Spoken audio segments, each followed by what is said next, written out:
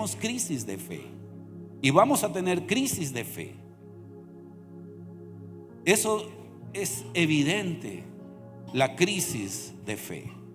A mí me llama la atención en el año 1500, por allá 71, un pintor italiano. Este pintor, Michelangelo Merasi da Caravaggio, así se llama, largo ese nombre, ahí lo ven ustedes. Pintó la escultura pintoresca más, una de las más extraordinarias, como las pinturas de Miguel Ángel, que se llamó Tomás y su incredulidad, dando a entender que la raza humana iba a vivir con esa semilla de incredulidad. Así como Tomás, siendo discípulo de Jesús, dudó, no creyó, y él dice: Señor, yo no creo hasta no meter mis dedos en las llagas de tus manos. Y es aquí donde parte que es un tema que realmente nos compete a todos. ¿Por qué nos compete? Porque la escritura en el libro de Hebreos, la epístola a los Hebreos capítulo 11, hace todo un contexto de la fe y todo un reencuentro de la fe. Y en el verso 6 dice: es imposible, sin fe es imposible agradar a Dios. Cuando usted lo lee, mire lo que dice: porque es necesario que el que se acerca a Dios crea. Ahora, ese que dice que le hay es que si existe, crea que Él existe. Es imposible, no se puede agradar a Dios sin una vida de fe. Y entiéndame esto, por favor: la fe tiene que ser un estilo de vida, estilo de vida.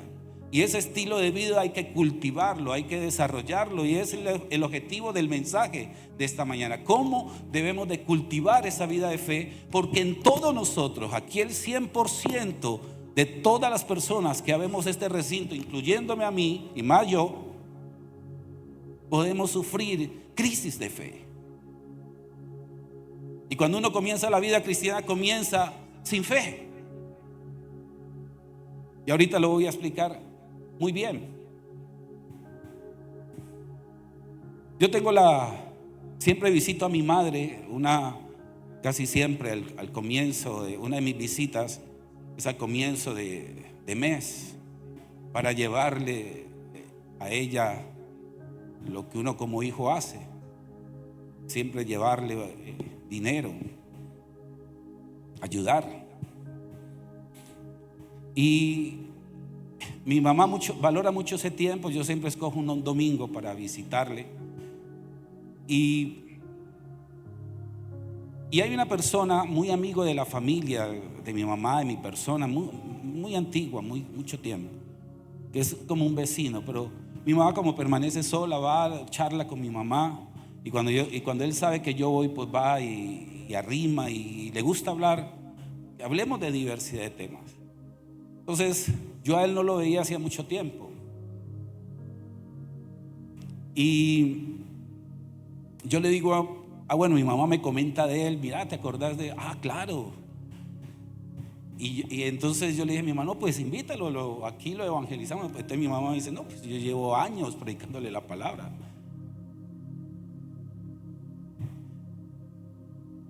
Estoy hablando de hace unos meses atrás, estoy hablando de 6, 7, 8 meses. Me acuerdo una tarde que yo llegué como a las 4 y salí como a las 10, 9, hablando con él.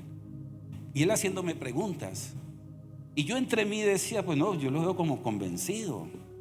Porque él siempre tuvo la característica de ser muy filósofo, de ser muy científico.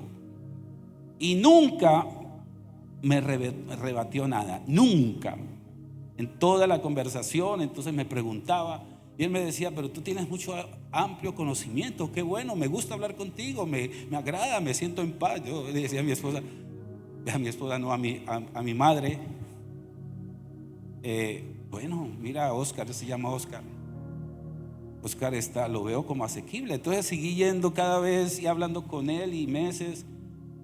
Y la última conversación con él fue hace 15 días. Nos sentamos y yo le hago esta pregunta: dime una cosa, yo quiero saber, porque yo no veo que tú me respondas con certeza y quieres recibir a Jesús.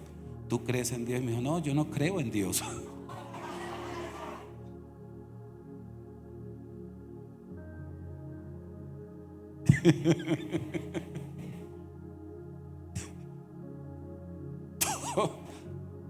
Todo lo que yo había hecho en meses,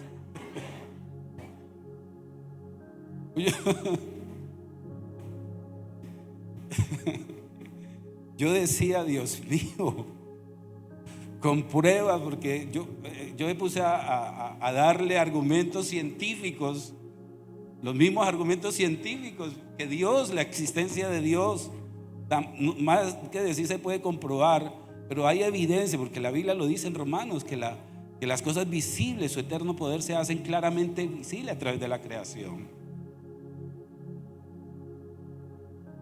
Y créalo, en ese momento es como si me hubieran, yo sentí esto, como si me hubieran echado un baldado de agua fría. Me quedé congelado, mi boca se cerró,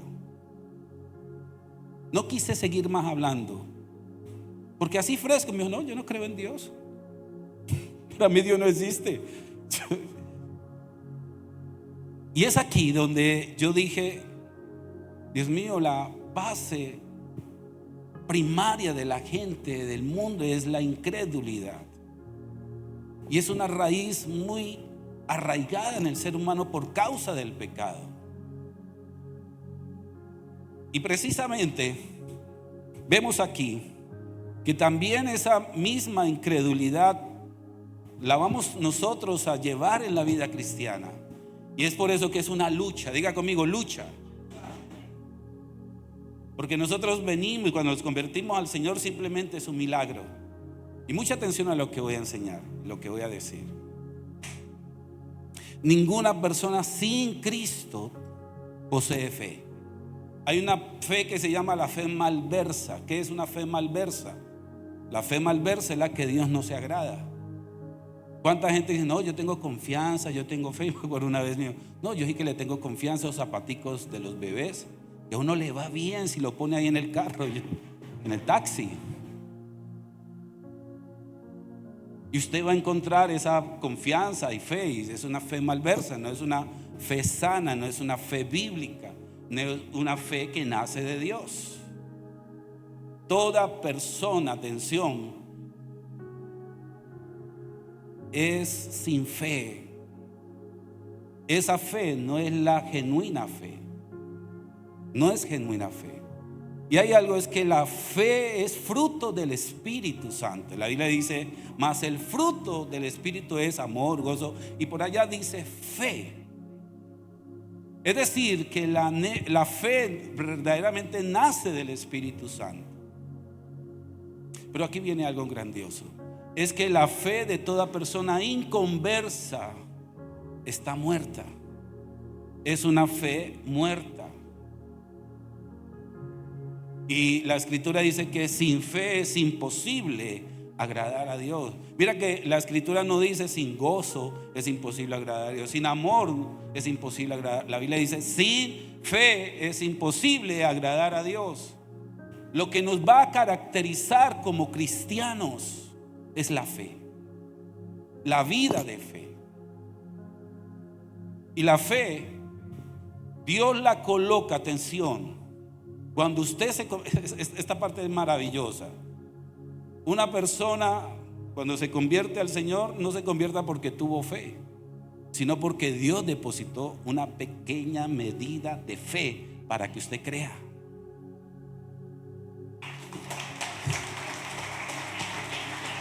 Mira. Es igual como cuando usted ve las abejitas que nacen, los panales. ¿Sabes qué hace la abeja? La abeja reina, cuando está colocando sus huevitos en cada celda, coloca una pequeñita porción de miel para que cuando salga estalle ese huevito, tenga de qué alimentarse y tenga la capacidad de romper la celda o la fuerza.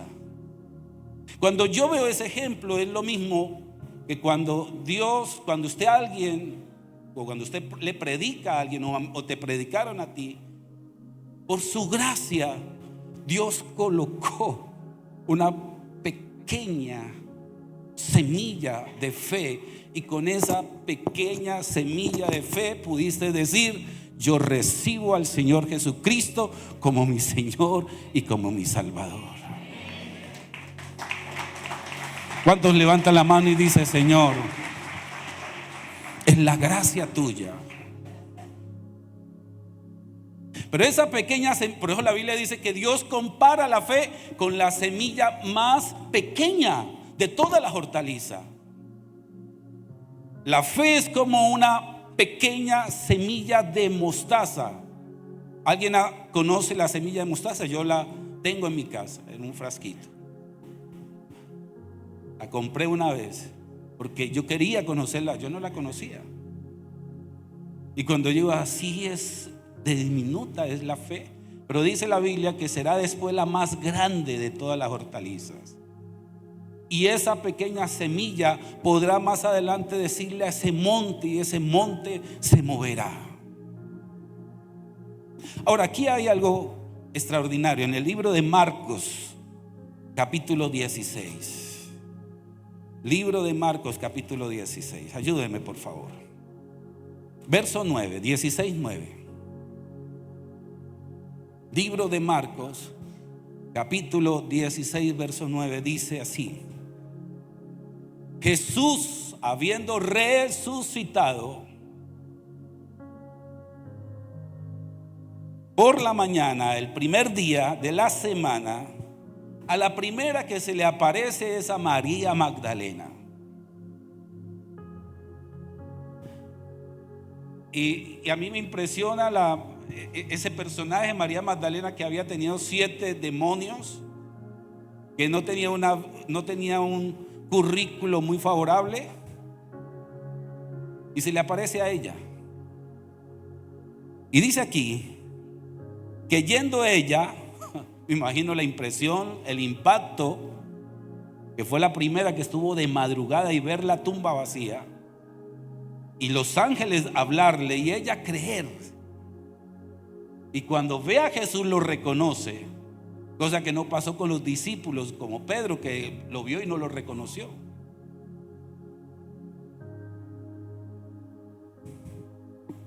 A veces vemos que son más las mujeres en la iglesia que los hombres. Y la mujer tiene más fama de creer y de ser más estable en la vida espiritual que el hombre. Y eso como que lo sabe muy bien el diablo. Pero bueno, seguimos obrando por todo el sexo masculino, que sean los sacerdotes correctos de Dios. ¿Cuántos dicen amén? Y aquí dice, sigue diciendo, mira, atención, que habían estado con él, porque María va y le habla a los que estuvieron con Jesús, que estaban, ¿cómo estaban? Tristes. ¿Y qué más? Diga conmigo, crisis de fe. ¿Ya? Porque ¿cuántas veces Jesús les dijo que él iba a resucitar?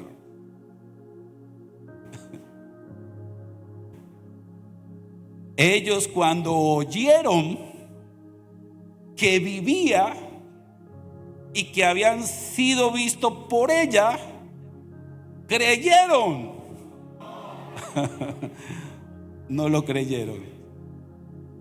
¿Qué? No lo creyeron. Ok. Entonces yo me imagino cómo quedó María Magdalena allí. No creyeron. No, está viendo visiones, está loca, sí.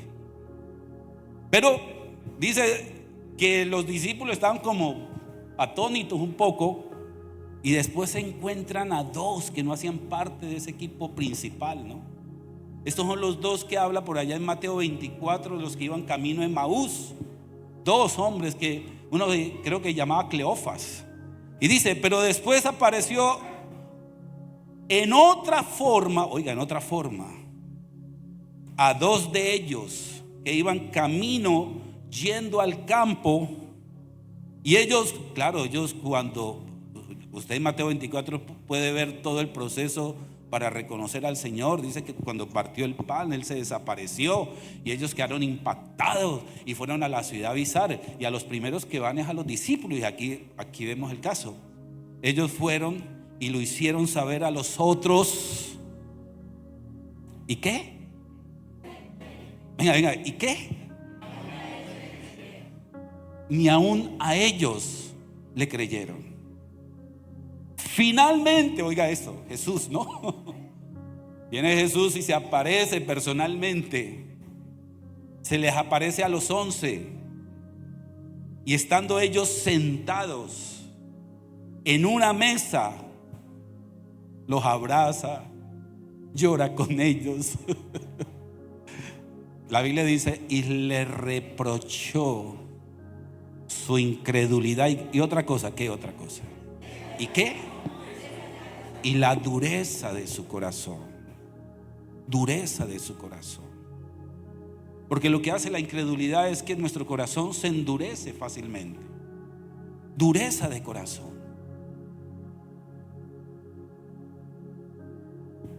Y hay una cosa muy tremenda, es que la incredulidad es algo que nosotros podemos tener, pero siempre la incredulidad va a operar mucho en todo lo que sea resurrección. Atención a lo que voy a decir.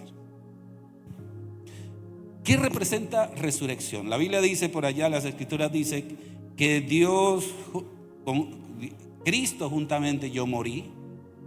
Con Cristo estoy crucificado, ya no vivo yo, Cristo vive en mí.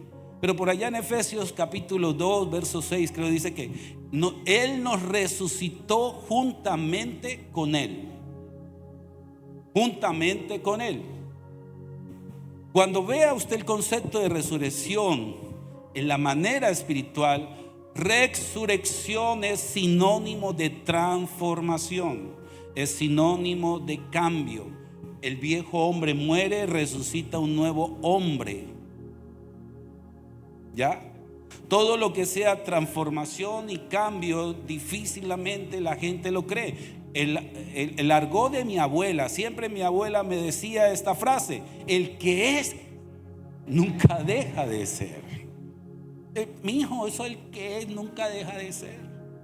Eso que cambian, siempre, eso me decía mi abuela. Dentro de sus dichos. Pero siempre va a ser un conflicto de que alguien vaya a ser transformado y cambiado. Siempre va a ser cuestionado. Todo el concepto menos creíble dentro de la ciencia de la resurrección, el concepto más cuestionado en el campo científico fue la resurrección de Jesús. La incredulidad hace parte de no creer en la resurrección. Y por eso usted va a ver qué pasó con Marta, María, Lázaro. Porque la Escritura dice que Lázaro muere. Marta y María tenían la esperanza de que no que Jesús lo resucitara. La esperanza era que viniera y lo sanara. Y usted va a ver que las dos, tanto Marta y María, le recriminan a Jesús: Señor, si hubieras estado aquí, mi hermano no se habría muerto. Y Jesús le dice a Marta y le dice a María: si crees, verás la gloria de Dios. Si crees, verás la gloria de Dios. Y después usted va a ver que, y entonces le dice a Marta: ¿Crees, Marta, lo que te estoy diciendo? Sí, sí, Señor. Ahora, yo sí creo que mi hermano pues va a resucitar en el día postrero. Es que es tan fácil creer en lo futuro, pero que resucite ya.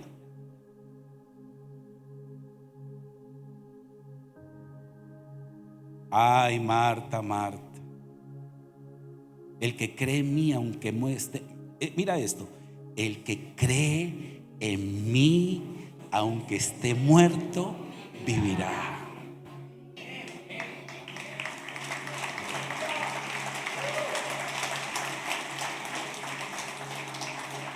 ¿Usted sabe por qué dijo eso? Porque Lázaro en el momento de su lecho estaba muriendo. Yo creo en Jesús, que Él viene y me resucita.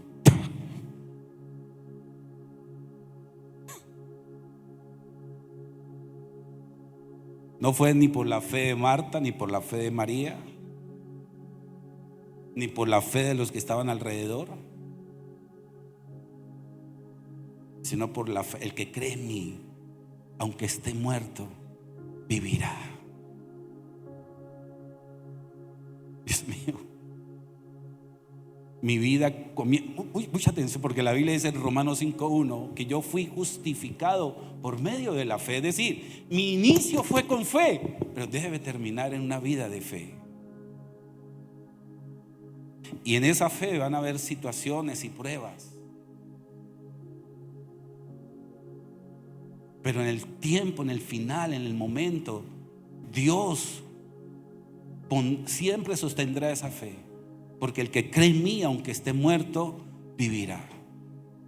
Yo podría decir, no lo voy a afirmar, que dice el versículo más cortico de la Biblia, Juan 11:35, ¿no? El versículo más corto. ¿Sabe cómo dice? Jesús lloró. El más cortico de la Biblia. Él lo aprenda cualquiera. Lo reto a que lo aprenda. Jesús lloró. Y yo me podría atrever a decir que Jesús lloró no porque Lázaro haya muerto. Jesús no lloró, creo yo, ¿no? Que Él no lloró porque fuera humano, porque Él ya sabía. Aún más Él dijo, no, ya Lázaro duerme. En el momento en que Él se va, que duerme, Jesús dice, ya Lázaro duerme. Yo me atrevería a decir que Jesús lloró fue porque no había fe alrededor, porque había incredulidad. Si la Biblia dice, es imposible agradar a Dios si no hay fe. Y no había fe en ese lugar, pero sí había una pequeña semilla de fe en alguien, el que estaba en la tumba.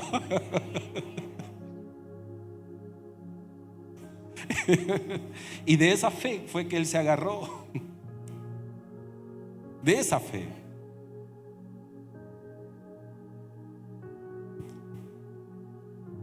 Présteme atención. Hebreos capítulo 3 verso 12. Anote este texto.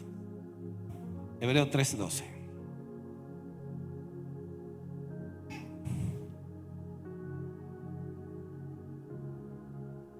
Miren lo que dice. Mira, hermanos, que no haya en ninguno de vosotros corazón malo de incredulidad.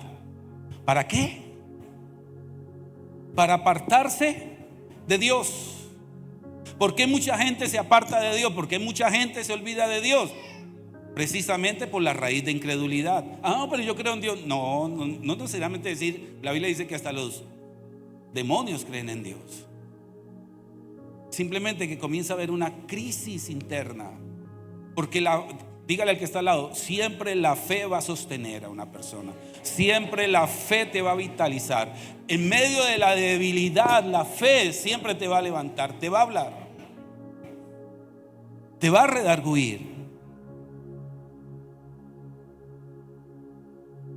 La escritura dice que en los postreros tiempos, en los tiempos más críticos de la humanidad, algo que se comenzará a evidenciar se llama apostasía. Y la palabra apostatar significa dejar la fe. Ese es el significado de apostasía. Muchos apostatarán de la fe, escuchando a doctrinas de demonios. Apostatar la fe, dejar la fe. Ahora, ¿por qué digo esto? porque sí estamos entrando en una situación bastante crítica mundial, créalo. La crisis es evidente, la crisis económica, la crisis política, la crisis familiar. La violencia se está volviendo extrema. Lo que está sucediendo aquí, en Colombia, allí en el Catatumbo, nada más, para no irnos más lejos, donde la gente está saliendo, huyendo de esa terrible guerra interna allí en ese lugar. La gente está tratando de colocar la esperanza en candidatos, en presidentes, en cambios, pero todos sabemos que no va a ser así. El libro de Isaías 60 se tiene que cumplir. La tierra se oscurecerá, pero sobre ti amanecerá Jehová, como dice la Biblia. Habrá una gran diferencia.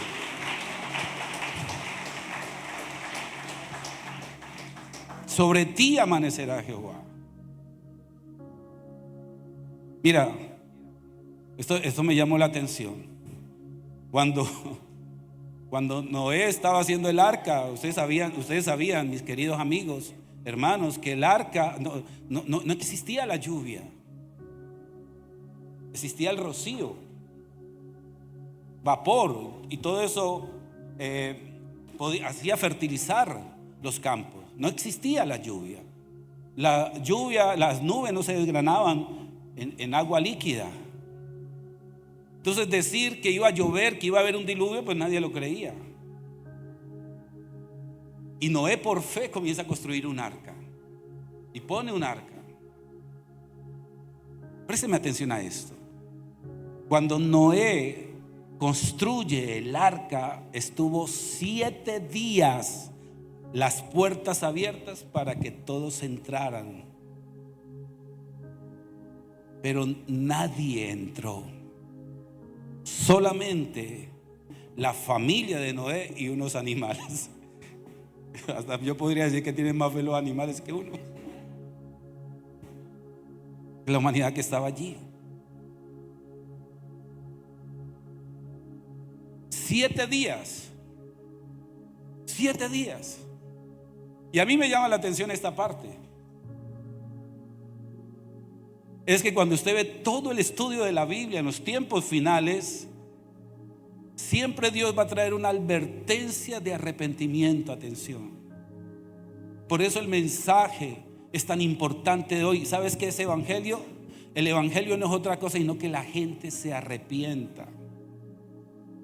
Cuando usted va a evangelizar, el objetivo es que esa persona se arrepienta. Y arrepentimiento no solamente es reconocer, sino cambio de vida, cambio de ruta. Volverse a Dios. Deje el impío su camino y el hombre inicuo sus pensamientos, y vuélvase a Jehová, el cual tendrá él misericordia y será amplio en perdonar. Y ese es el objetivo principal del evangelio: arrepentimiento. Arrepentimiento. Por eso una de las crisis que se va a vivir en muchas personas, aún personas que asisten a la iglesia, se llama la crisis de fe. Hay un texto que lo quiero regalar y yo quiero que lo leamos despacio, saboreémoslo, este texto bíblico. ¿Sabes dónde lo vamos a leer? En Primera de Pedro,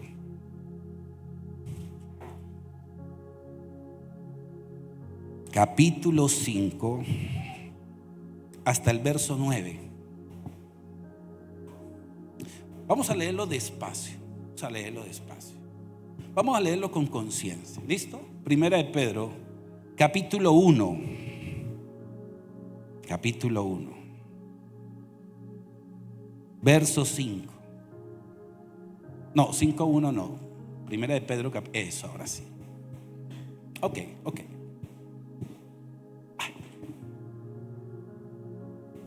¿Listo? ¿Estamos listos? Leámoslo todo, ¿les parece? Si lo tiene ahí frente a la pantalla, su Biblia.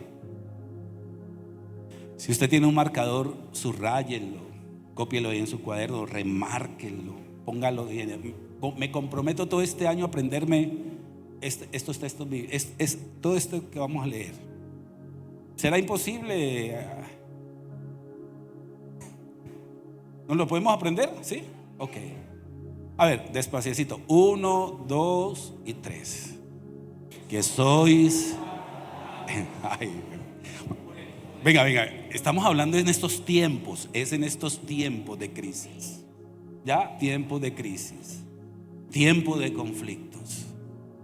Pero el Señor dice: seréis guardados. ¿Por qué? Por el poder de Dios. ¿Mediante qué? Ay, ¿mediante qué? Oiga eso. Para alcanzar la salvación que está preparada para ser manifestada en el. Ahora pregunta: ¿qué necesita usted en este tiempo? Ok, sigamos, verso 6.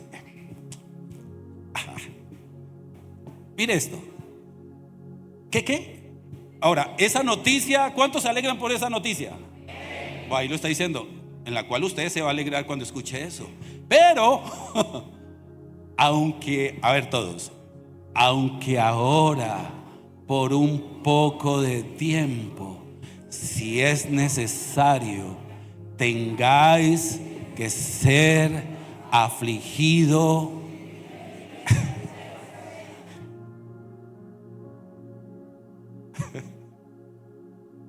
Dios mío, yo le digo: Señor, yo puedo entrar en crisis de fe. Soy humano. Miren lo que sigue, verso 7. Ay, ¿para qué? Sometida a prueba vuestra fe. La fe, oiga decir esto, la fe más preciosa que el carro más lujoso que tiene Cristiano Ronaldo. La fe más preciosa que el oro, que tu trabajo. La fe más preciosa porque no perece y que es lo único que se prueba con fuego y permanece. Ahí lo dice: el cual aunque perecedero se prueba con fuego. Ay, Dios. Y sea hallada en alabanza, gloria y honra cuando sea. Ay, cuando sea manifestado, ¿quién? Verso 8. Mira esto. Venga. Ay, Padre, a quien usted y yo le hablo a usted, y yo me quiero incluir ahí, no me quiero salir. A quien amáis sin haberle visto, a quien yo amo sin haberle visto. Mire, atención. Y por quien yo creo, a quien creyendo, aunque ahora no lo veáis, yo me alegro con gozo. Esa palabra inefable, ¿alguien sabe aquí qué es inefable? ¿No?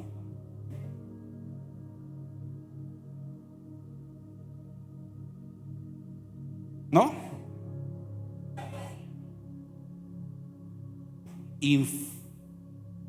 Inefable, el don inefable significa, la palabra inefable, tú lo dijiste, que no tienes, que no hay boca ni pensamiento que lo pueda explicar. El gozo que trae esa preservación de la fe es inexplicable y glorioso. Verso 8, mira, atención, con este quiere terminar. Verso 8, verso 9, perdón. Yo decía, ¿por qué no cambia? ¿Qué dice allí? Obteniendo el fin de vuestra fe, que es la salvación de vuestra alma. Tú comienzas con fe y terminas con fe. La vida cristiana es de fe. ¿Que vamos a tener crisis de fe? Sí. Que la incredulidad nos va a tratar de querer brotar en nuestro corazón. Crisis de fe.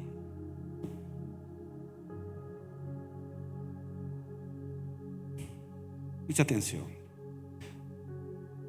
¿Cómo se desarrolla la fe? Para terminar, creo que voy a dar solamente una pauta. Son varias, pero esta es la más importante.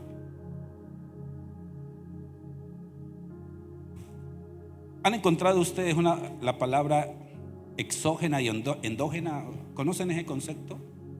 Endógeno, exógeno. Exógeno es que viene del exterior. Endógeno es que sale de lo interior. El libro de Romanos 10:17. Libro de Romanos 10:17. Dice así: la fe es. ¿Cómo? Atención, ¿por qué? ¿Sabían ustedes que yo he tenido la oportunidad? Y creo que ese es un dicho que se ha vuelto muy tradicional en muchos pastores, en la mayoría diría yo. Y no porque tengan conciencia, sino porque como se ha escuchado de esa manera, se dice de esa manera. Entonces la mayoría de pastores dicen: la fe viene por el oír la palabra de Dios. La mayoría, y digo mayoría porque casi a todos se los escucho. Casi a todos. No digo todos, sino casi a todos. Siempre que estoy escuchando en la televisión o un programa de YouTube algún predicador y hasta distinguido, la fe viene por el oír la palabra de Dios. Y yo cuando me pongo a investigar esa palabra es, porque dice la fe es tan diferente a decir que la fe viene. Cuando usted dice la fe es, estamos hablando de endógeno y no de exógeno, es decir, la fe no viene de una manera exterior. Uno podría decir que la fe viene de Dios. Dios no trabaja así. Dios colocó una semilla de fe internamente para que de aquí, de lo interno, se comience a desarrollar. Cuando usted coloca una semilla, usted trabaja sobre esa semilla, le echa agua, le pone abono a esa semilla. La fe comienza a desarrollarse de una manera interna. Por eso la Biblia dice claramente: la fe es, no viene. Dígale al que está al lado: la fe es. Otra vez, ¿la fe qué?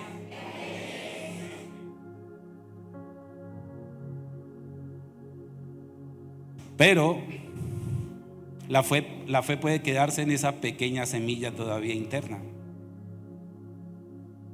La fe es, otra vez, la fe es. Ahora, ¿la fe es por qué? Y el oír la palabra de Dios.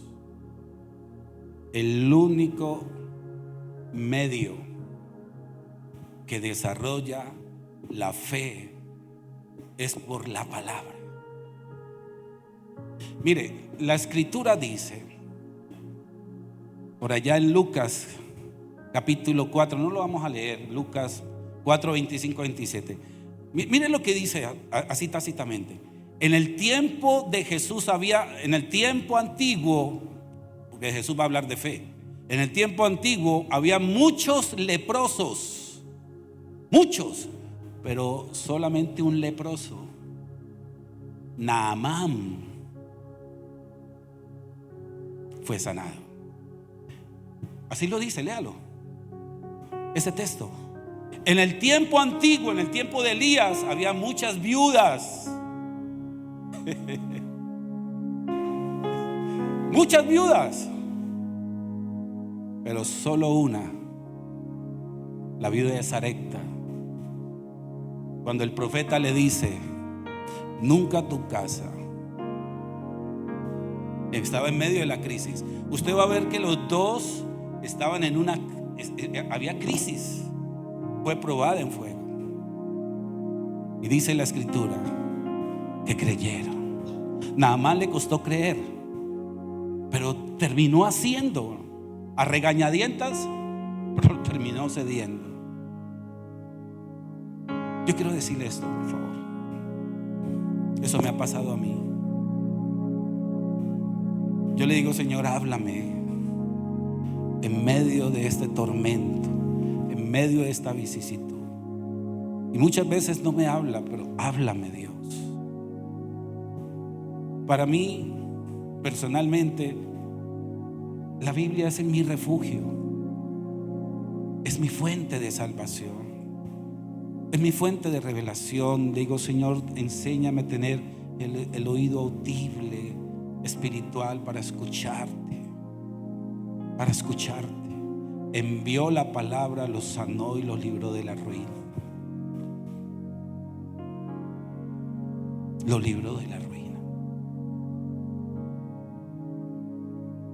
Yo no sé qué situación estés viviendo, pero de algo estoy seguro: es que tu situación, lo puedo decir, es que hace parte de ese propósito, de esa prueba de fuego. Pero yo te animo a que permanezcas, a que permanezcas siempre hasta el final. Es el momento de decirle: Señor, este año 2025 mi vida debe tener un estilo de fe, porque la fe es la certeza de lo que se espera y la convicción de lo que no se ve. La escritura dice: cuando venga el Señor Jesucristo, ¿hallará fe en la tierra? Mira lo que está diciendo. Y hay otro texto en Tesalonicenses, primera o segunda, creo que es segunda de Tesalonicenses, capítulo 3, verso 2. No es de todos la fe. Wow. No es de todos la fe. Creer. Hasta aquí has creído.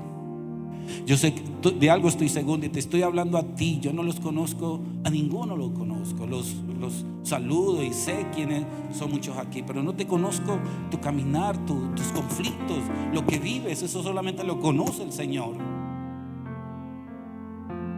¿Cuántas veces has querido renegar? ¿Cuántas veces has querido flaquear? Yo he querido flaquear, pero Dios siempre, su gracia y su misericordia se presenta en el momento oportuno, y no me canso de decirle: Señor, gracias.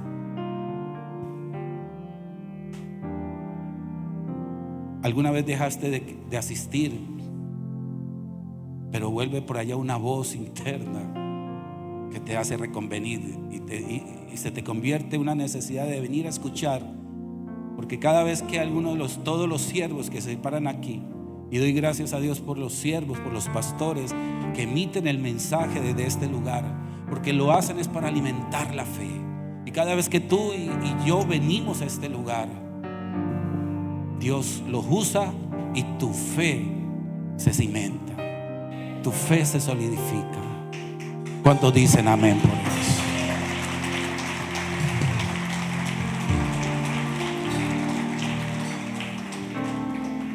Colócate en pie, por favor.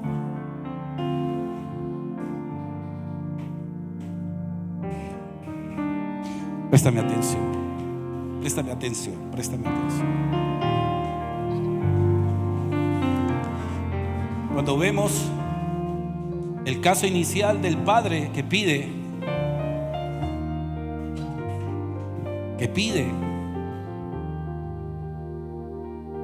dice la escritura que dice que esta generación no sale sino con oración y ayuno, ¿no?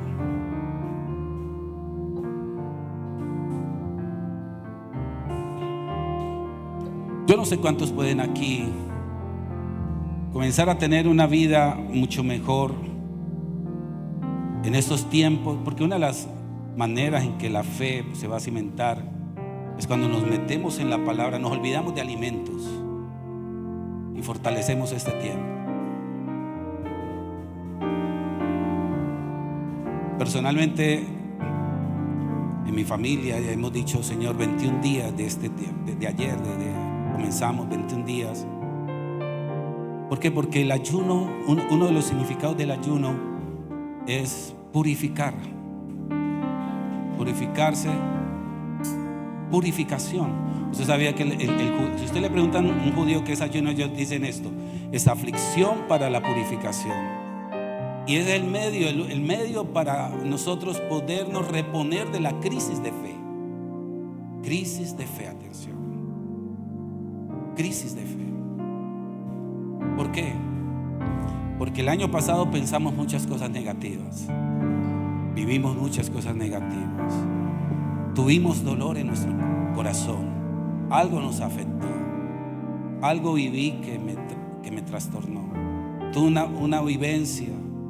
Tuve una crisis de fe. Necesito cambiar ese nuevo ropaje. El ropaje del Espíritu Santo.